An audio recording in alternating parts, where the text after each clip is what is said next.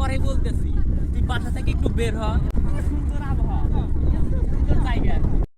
এত সুন্দর নদীর ঢেউ যদি আপনি দেখতে চান তাহলে অবশ্যই আপনাকে আমাদের যমুনা নদীতে আসতে হবে সিরাজগঞ্জ ক্লোজার অর্থাৎ হাট পয়েন্টে সিঁড়িঘাটের এইদিকে আসলে এরকম একটা সময় আপনি উপভোগ করতে পারবেন।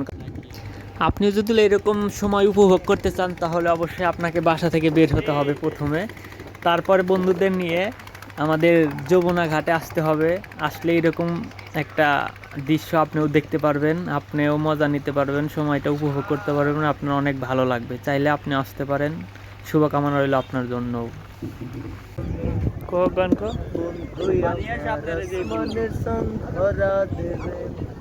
আমি বামুন হইয়া চাঁদের পানে হাত বাড়ামুনা, আমি বামুন হইয়া চাঁদের পানে হাত বাড়ামুনা, বন্ধু আমার আসমানের চাঁদ ধরা দেবে, আরে বন্ধু আমার আসমানের চাঁদ ধরা দেবে না।